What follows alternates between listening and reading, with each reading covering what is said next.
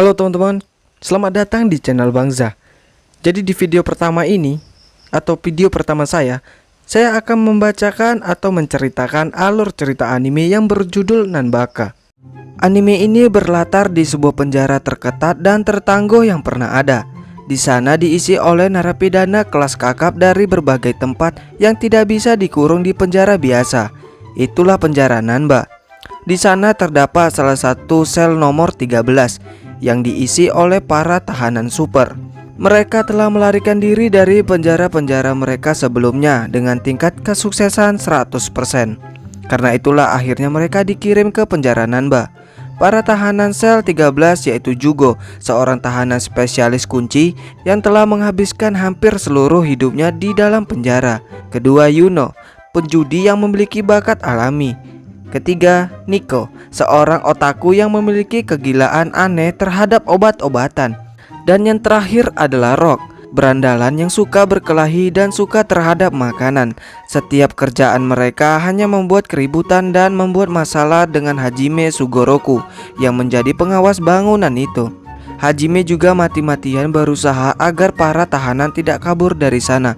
Inilah awal cerita mereka di sana, kekocakan dan keributan mereka setiap harinya, serta perseteruan dan perlombaan antara mereka dengan para sel tahanan Nanba lainnya dimulai. Untuk part 1 alur cerita anime Nanbaka, kita mulai. Scene awal terlihat sebuah bangunan di tengah lautan, yang mana bangunan tersebut adalah sebuah penjara terketat di dunia.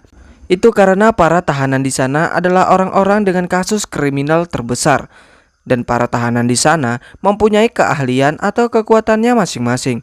Para penjaga penjara pun juga mempunyai kekuatan masing-masing, sampai ketika dilaporkan ada tahanan yang kabur dari sel mereka. Para tahanan yang kabur itu dari bangunan 13. Terlihat di sana bahwa penjara menutup semua akses untuk kabur para tahanan. Para tahanan yang kabur terdiri dari 4 orang. 4 orang ini bernama Yuno, tahanan nomor 11, Nico, tahanan nomor 25, Rock, tahanan nomor 69, dan Jugo, tahanan nomor 15. Pengawas sel atau bangunan nomor 13 yaitu Hajime Hugoroku dan Seitaro Tanabata. Penjaga sel 13 masih memantau tahanan yang kabur. Setiap para tahanan memasuki ruangan tersebut selalu tertutup. Mereka terus berlari untuk kabur dari penjara yang bernama Nanba. Sampai blok berikutnya, Yuno melihat ada sebuah perangkat. Dia pun mengujinya. Lalu Yuno mempunyai sebuah rencana. Dia pun melakukannya dan diikuti oleh Rock dan Nico.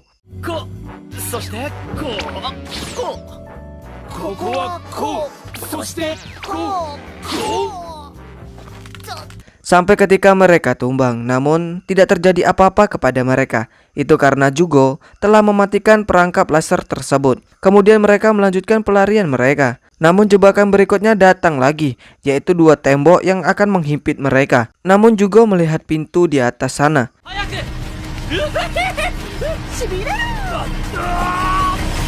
Mereka pun berhasil lolos dari jebakan itu. Namun tak sampai di situ saja, datang jebakan lagi yaitu bola besi besar yang menggelinding ke arah mereka. Mereka pun terus berlari sampai mereka melihat lubang kecil. Rock mengatakan kalau lubang tersebut berbahaya, namun mereka tetap masuk. Dan ternyata benar, lubang tersebut sangatlah dalam dan terdapat sengatan listrik di sana. Tapi mereka selamat. Kemudian mereka terus berlari dan sudah banyak rintangan yang mereka hadapi. Sampai akhirnya mereka tiba di pintu keluar dari penjara Nanba. Jugo pun membuka pintu tersebut dengan kemampuannya, yaitu dapat membuka segala jenis kunci atau sandi di dunia. Namun saat terbuka, mereka melihat penjaga mereka yaitu Hajime sudah di sana. Hajime mengatakan, kebebasan tak akan terbuka sampai kau mengalahkanku. Lalu Rock menyerang Hajime, namun Rock dikalahkan oleh Hajime. Lalu Yuno juga ikut menyerang.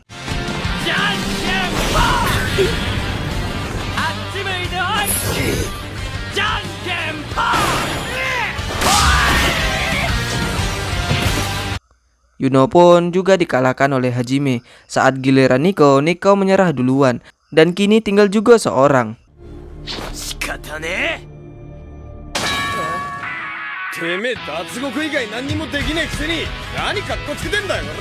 Pada akhirnya mereka pun masuk lagi ke penjara mereka. Keesokan harinya, Jugo sendirian mencoba untuk kabur lagi, namun dia tertangkap lebih cepat dari biasanya.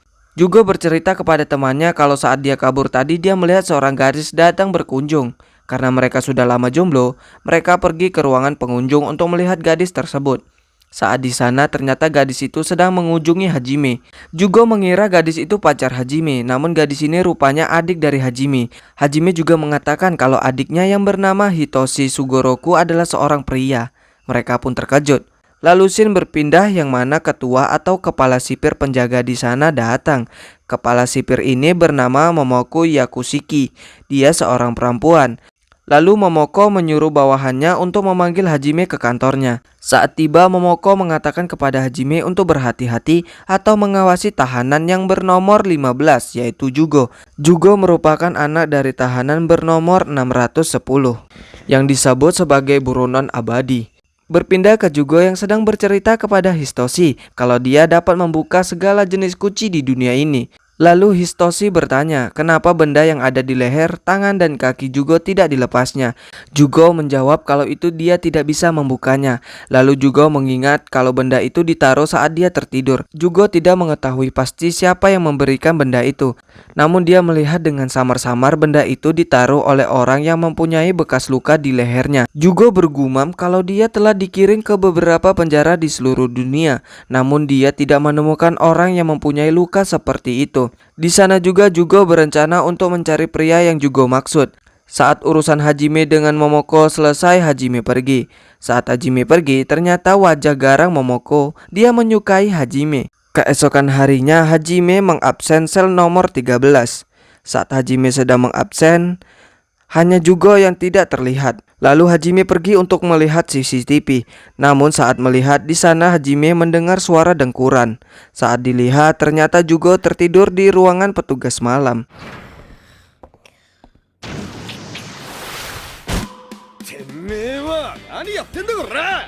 Jugo mengatakan dia tidur di sana karena temannya mendengkur sangat keras. Hajime bertanya kepada Yamato si penjaga malam. Yamato menjawab kalau dia latihan dari sore hingga pagi.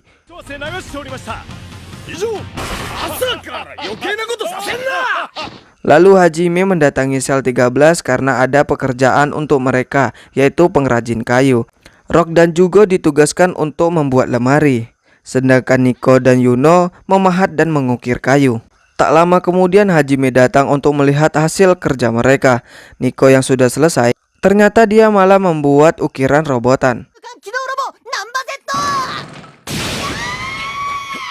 Yuno yang juga sudah selesai, ternyata Yuno membuat ukiran boneka wanita yang sedang cosplay.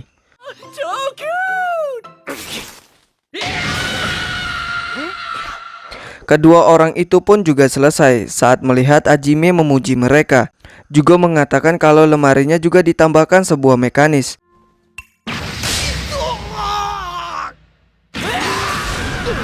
Saat di ruang merokok, Hajime sedang kesal karena perbuatan mereka tadi. Dan Hajime juga sedang memikirkan jika Momoko mengetahui tentang tahanannya. Lalu tiba-tiba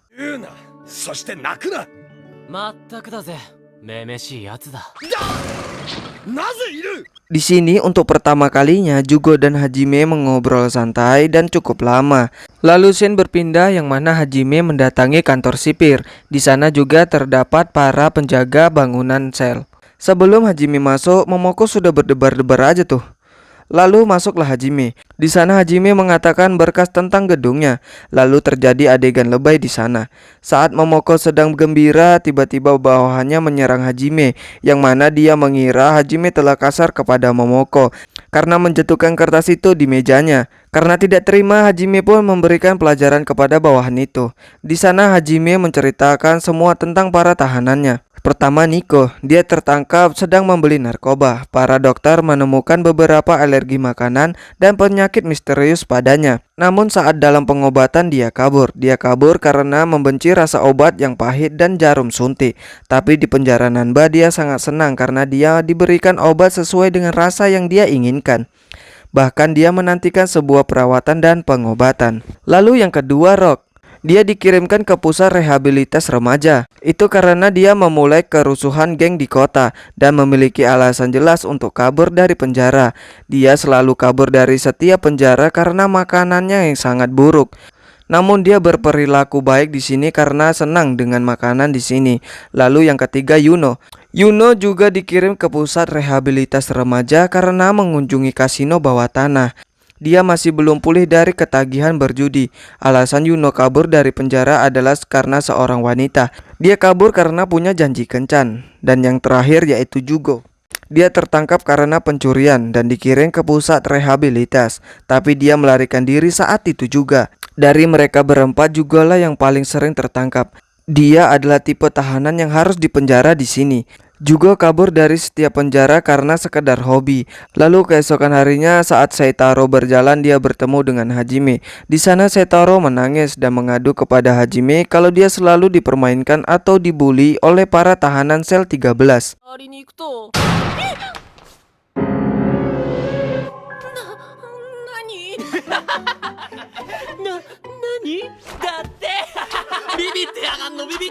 Hajime menyuruh Seitaro untuk berani kepada mereka dengan cara Seitaro akan memberikan hal-hal yang para tahanan sukai.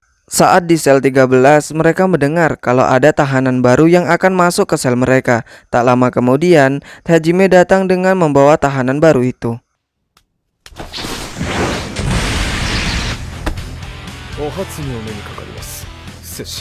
Gaya yang spektakuler. Dia bernama Tsukumo, tahanan nomor 99. Dia bisa dibilang seorang ninja. Tsukumo bercerita kenapa dia dikirimkan ke penjara Nanba. Aku adalah shinobi asli yang terlahir di negeri para shinobi. Aku harus hidup di bayangan dan seperti bayangan. Diam-diam adalah aktivitasku sehari-hari. Namun aku ditangkap sebagai orang yang mencurigakan. Ya iyalah, goblok. Tsukumo berhasil kabur dari banyak penjara karena dengan jurusnya. Baginya kabur dari penjara itu seperti mengambil permen dari bayi. Mendengarkan itu, Jugo mengajak Tsukumo untuk adu mekanik dalam hal kabur dari penjara. Tsukumo pun setuju. Dan itu akan dimulai saat tengah malam. Kemudian malam hari pun tiba. Lalu adu mekanik dalam hal kabur atau kejuaraan melarikan diri pun dimulai. Di sana juga telah sampai di pertengahan penjara. Namun ternyata Tsukumo hanya mengikuti Jugo, bukan mencari jalan kaburnya sendiri. Di sana Rock, Yuno dan Nico juga ikut dan menjadi juri mereka. Jugo menjadi kesal karena Tsukumo terus mengikutinya. Tak lama kemudian mereka ketahuan oleh Hajime. Di sana Hajime sudah marah besar. Karena ketahuan, Tsukumo mengeluarkan tekniknya, namun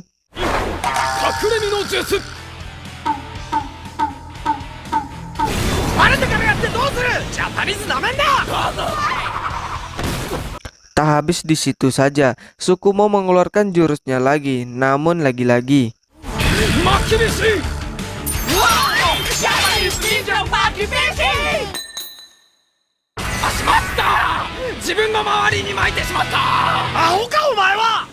pada akhirnya mereka kembali ke sel mereka, kecuali Tsukumo. Dia masih terjebak di jurusnya sendiri.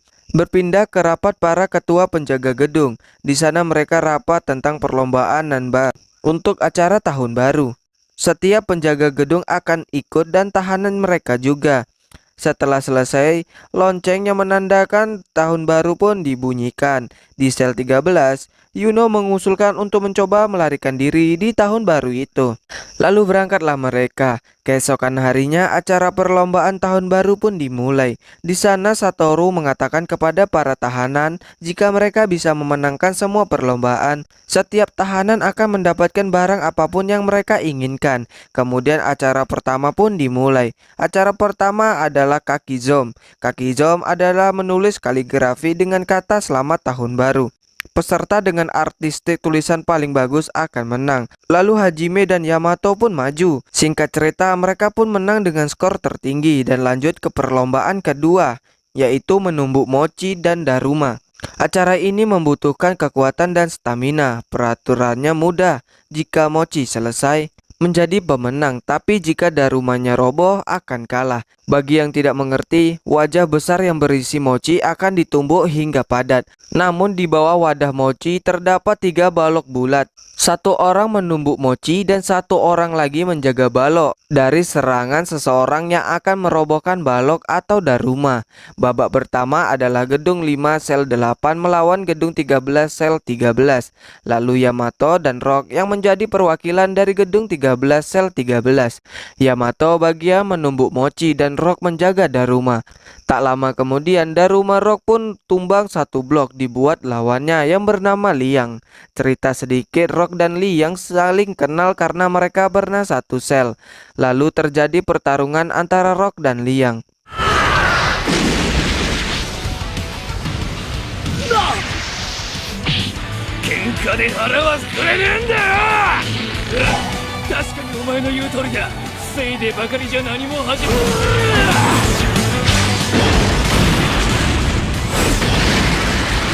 Liang pun dapat dikalahkan oleh Rock dan Yamato juga berhasil merobohkan mochi lawan mereka. Mereka pun keluar sebagai pemenangnya. Gedung 13 sudah menangkan 2 kali acara. Lanjut ke acara ketiga yaitu Hyakunin Isu. Perwakilan dari gedung 13 yaitu Saitaro dan Yuno.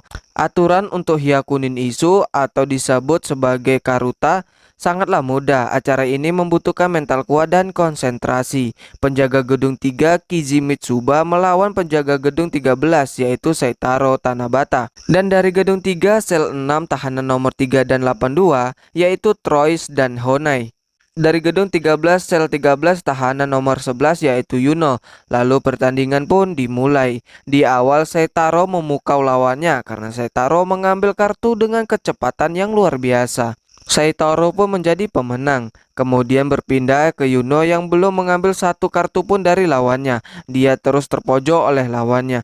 Namun saat dia merasa terhina, Yuno pun menunjukkan skill aslinya yang membuat lawannya terkejut. Yuno pun menjadi pemenangnya. Di sisi lain, Nico habis dari mengambil obat. Di sana dia melihat seorang tahanan yang sedang duduk sambil terbang atau melayang. Kejadian itu pun membuat Nico terkejut. Kemudian Nico melaporkan kejadian itu kepada Hajime. Namun Hajime tidak memperdulikan hal itu. Lalu masuk ke acara 4 yaitu gasing kayu. Namun gasing kayu ini memiliki ukuran yang luar biasa besar. Permainan ini dibutuhkan yang namanya kerjasama.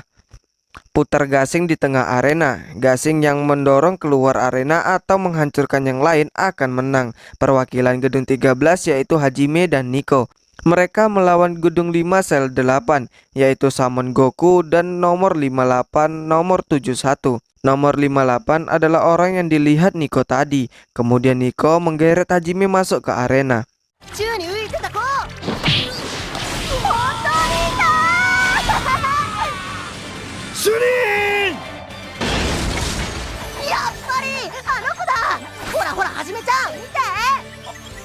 Hajime mulai memutar gasingnya.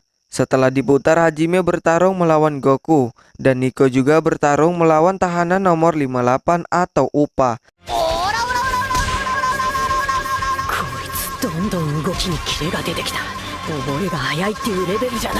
Tahanan nomor 71 atau Ki memilih untuk menonton saja.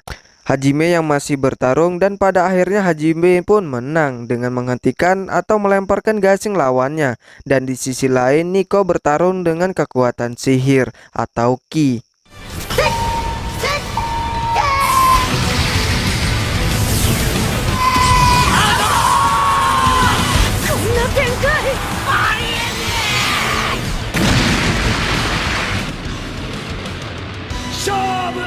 Pada akhirnya gedung 13 pun menang lagi. Kemudian sampailah ke babak final yang mana pertandingan kali ini adalah sebuah pertarungan 1 versus 1 yang memperebutkan tong sake atau tong bir. Pertandingan kali ini Hajime akan melawan penjaga gedung yang bernama Yozakura dan perwakilan tahanan yaitu juga melawan tahanan nomor 634. Di sana ternyata nomor 634 atau Musashi dan juga saling mengenal. Musashi dan Jugo pernah satu sel di penjara lain. Tak lama kemudian pertandingan pun dimulai. Musashi pun mulai menyerang Jugo. Hajime yang mulai berusaha mendatangi Tong ditahan oleh Yoza. Terjadi pertarungan di sana. Jugo yang berusaha melawan, namun kita tahu Jugo lumayan payah dalam bertarung. Dia pun dihempaskan dengan mudahnya oleh Musashi. Di sana juga Jugo meminta Musashi untuk mengobrol, namun Musashi berkata, "Kemana kepuasan yang kau punya itu? Kepuasan saat kau menghancurkan mataku ini." Apa maksudnya itu? Kita akan tahunya nanti. Di sisi lain, Hajime berhasil memojokkan Yoza. Lalu Yoza mengeluarkan teknik spesialnya, yaitu Kamai Tachi. Itu adalah teknik mencabuk dengan kecepatan penuh sehingga membuat angin tajam, namun berpindah ke Jugo yang babak belur oleh Musashi. Di sana Musashi meminta Jugo untuk memberikan borgolnya. Kembali ke Hajime yang berhasil menghindari teknik Yozakuro dan menyerang balik. Kembali ke Jugo yang mengatakan dia akan memberikannya kalau borgol itu bisa dia buka. Lalu Musashi mengatakan satu-satunya yang bisa membukanya adalah pria punya bekas luka di lehernya. Mendengar itu, Jugo pun terkejut dan bertanya kenapa Musashi bisa tahu tentang pria itu. Di sana Jugo mulai emosi dan menyerang Musashi.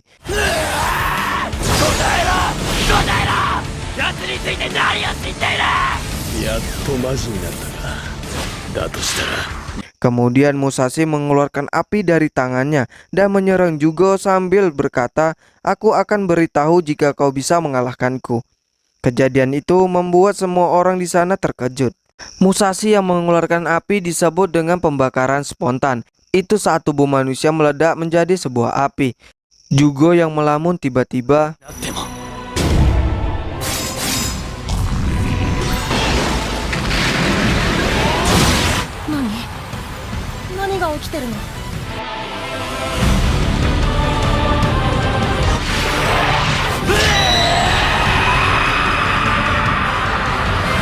itulah sosok Jugo yang asli jika dia marah. Di sana juga terdapat seseorang yang wajahnya asing sedang mengintip. Oke teman-teman, untuk part 1 dari anime Nanbaka sampai di sini terlebih dahulu. Jangan lupa kalian tinggalkan jejak kalian di sini dengan cara subscribe channel ini dan like video ini. Kalau kalian ingin komen, komen aja di bawah tentang apa aja terserah. Penting jangan mencarut. Oke, saya Bangza pamit undur diri and bye-bye.